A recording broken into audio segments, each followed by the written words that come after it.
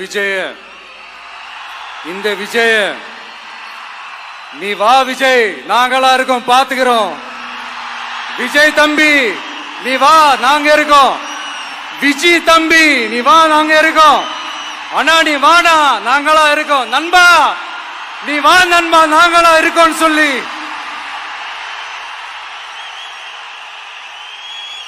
அவ்வளவு அன்பா அவ்வளவு உறவா என்ன ஏத்துக்கிட்டீங்க. இந்த நேரத்தில் இதை நான் சொல்லணும். இந்த டிராவல்ல, இந்த ப்ராசஸ்ல எனக்கு எவ்வளவோ கஷ்டங்கள், எனக்கு எவ்வளவோ இந்த அவமானப்படுத்தினதெல்லாம் ஒரு பக்கம் இருந்தாலும், எனக்காக கூட நின்ன உங்களுக்கும் அதே மாதிரி கஷ்டங்கள், அதே மாதிரி அவமானங்கள்,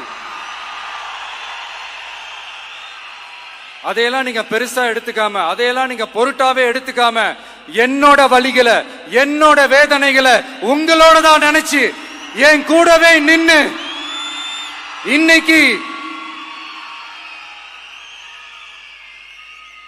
சி ஜோசப் விஜய் எனும் நான்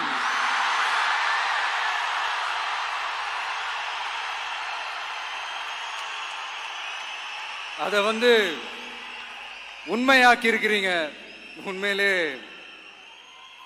எனக்கு என்ன சொல்றதுன்னு எனக்கு தெரியல.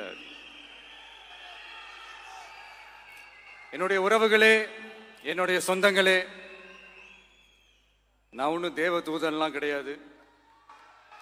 நானும் ஒரு இயல்பான ஒரு வாழ்க்கை வாழ்ற ஒரு சாதாரணமான மனுஷன்தான். நான் முன்னாடியே சொன்ன மாதிரி அது செய்வேன் இது செய்வேன்னு பொய்யான வாக்குறுதிகள்லாம் கொடுத்தவங்கள நான் ஏமாத்த மாட்டேன். எது சாத்தியமோ அது மட்டும்தான் நான் செய்வேன்.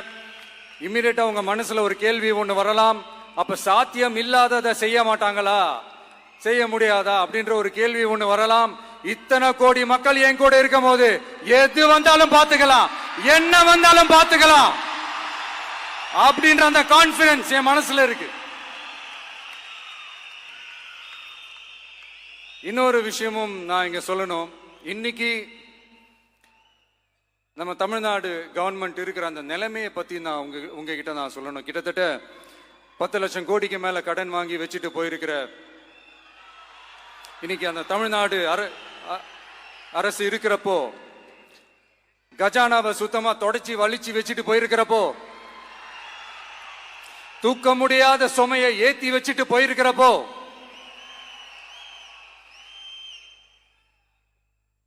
அப்படிப்பட்ட ஒரு நிலைமையில தான் இந்த பொறுப்பை நம்ம கையில் எடுத்திருக்கிறோம். உடனே நீங்க நினைக்கலாம், என்னடா இவர் ஏதோ பொறி வச்சு பேசுறாரா அப்படின்ட்டு. அப்படிலாம் எதுவுமே கிடையாது. உள்ள போய் பார்த்தா தான் தெரியும் எது எந்த நிலைமையில இருக்குன்னு, என்ன இருக்கு என்ன இல்லை, எது எந்த நிலைமையில இருக்கு எது எந்த நிலைமையில இல்லை. சோ அதையெல்லாம் பார்த்துட்டு உங்களுக்கு ஒரு வெள்ளை அறிக்கையா அதை வெளியிடணும்னு நான் நினைக்கிறேன்.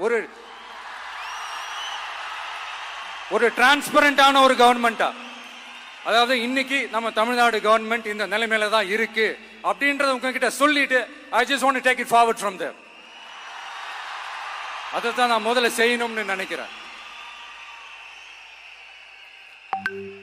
தமிழ்நாடு பொறுத்த வரைக்கும் இப்போ யாரையாவது போய் ஏதாவது சந்திக்கணும் அப்படின்னா, இந்த மூஞ்ச மூடிக்கிட்டு போய் சந்திக்கிறதோ, என்ன இந்த மறைமுகமா உங்களுக்கு தெரியாம போய் சந்திக்கிறதோ அப்படியெல்லாம் நான் செய்ய மாட்டேன். எதுவா இருந்தாலும் வெளிப்படையாக ஒளிவு மறைவு இல்லாம தான் நான் செய்வேன். இவ்வளவு பெரிய ஒரு பொறுப்பை என் கையில கொடுத்துருக்கிறீங்க. அதே நேரத்தில் எனக்கு கொஞ்சம் அவகாசமும் நீங்க கொடுக்கணும்னு நான் ரிக்வெஸ்ட் பண்ணி கேட்டுக்கிறேன். நான் சொன்னதையெல்லாம் படிப்படியா நிறைவேற்ற நான் ட்ரை பண்ணுவேன், நிறைவேற்றுவேன். அதே நேரத்தில் எனக்கு கொஞ்சம் அவகாசம் கொடுத்தீங்கன்னா எனக்கு கொஞ்சம் உதவியாகவும் ஒத்துழைப்பாகவும் இருக்கும். இது உங்களுடைய ஆட்சி. பெண்கள் பாதுகாப்பை ரொம்ப ஸ்ட்ரிக்டா வச்சிருப்பேன். போதைப் பொருள் கலாச்சாரம் அதை கண்ட்ரோல் பண்றதுக்கு என்னென்ன ஸ்டெப்ஸ் எடுக்கணும், என்னென்ன முயற்சிகள் எடுக்கணும், இன்னிலிருந்து அதை நான் எடுப்பேன்.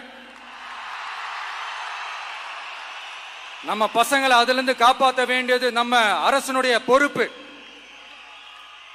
அதே மாதிரி சட்டம் ஒழுங்கு எல்லாருக்குமான பாதுகாப்பை நான் உறுதிப்படுத்துவேன். என்ன அவமானப்படுத்துறவங்களாகவே இருந்தாலும், என்னை கஷ்டப்படுத்தினவங்களாகவே இருந்தாலும் அவங்களும் என் மக்கள் தானே. நண்பர்களாக இருந்தாலும் எதிரிகளாக இருந்தாலும் 8 கோடி மக்களும் என் மக்கள் தானே.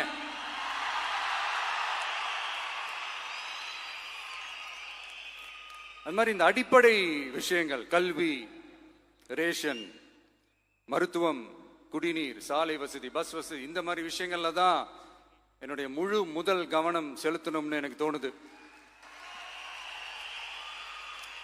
நான் முன்னாடியே சொன்ன மாதிரி மக்கள் பணத்துல இருந்து ஒரு பைசா கூட நான் தொட மாட்டேன்.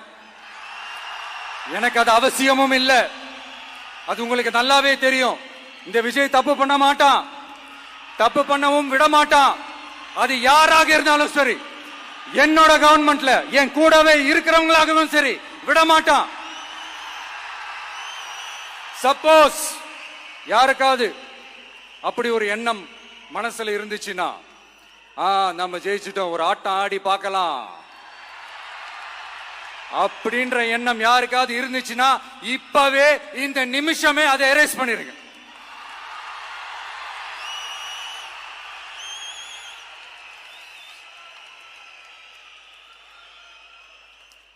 இங்க ஒரே சென்டர் தான், என் தலைமையில் உண்டான சென்டர்.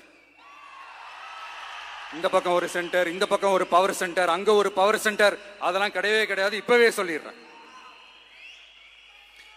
பெண்கள், இளைஞர்கள், விவசாயிகள், அரசு ஊழியர்கள், ஆசிரியர்கள், உழைக்கிற மக்கள், மீனவர்கள் எல்லாருமே நம்ம டிவிக்கு அரசுல நல்லா இருப்போம், நல்லா இருப்போம், நல்லா இருப்போம். பிறப்புக்கும் எல்லா உயிர்க்கும் அப்படின்றத நம்ம சமரசம் இல்லாத அடிப்படை கோட்பாடு. சிறுபான்மை சகோதரர்களே, உங்களுக்காக நம்ம டிவிக்கு அரசு கூடவே நிற்கும். உங்களுக்கு அதுல எந்த விதமான சந்தேகமும் வேணாம். இந்து, முஸ்லிம், கிறிஸ்தவர்களுக்கான முகம்தான் இந்த விஜயினுடைய முகம். அதுல 100% நீங்க இந்த விஜயை நம்பலாம்.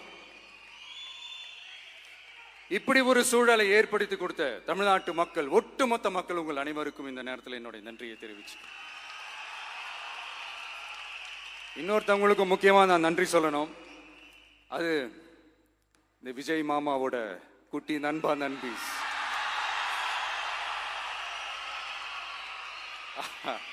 அவங்களாலதான் இது நடந்திருக்கு. உங்களுக்கு எப்படி நன்றி கடன் செய்யணும்? உங்களுக்காக உங்க ஃபியூச்சரை மைண்ட்ல வச்சுக்கிட்டு எல்லா நல்ல விஷயங்களையும் உங்களுக்காக இந்த விஜய் மாமா செஞ்சு கொடுப்பான். கான்பிடண்டா இருங்க. அதே மாதிரி இன்னொருத்தவங்களுக்கும் நான் முக்கியமா நன்றி சொல்லணும். உங்களை எப்படி நான் மறப்பேன்? நீங்க தான் என்னோட உயிராச்சே. தமிழக வெற்றி கழக தோழர்களே,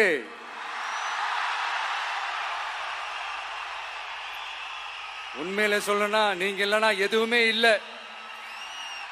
என்னோட கழக தோழர்களுக்கும், கழக நிர்வாகிகளுக்கும், வாக்கு சாவடி முகவர்களுக்கும், மை டியர் வர்ச்சுவல் வாரியர்ஸ்,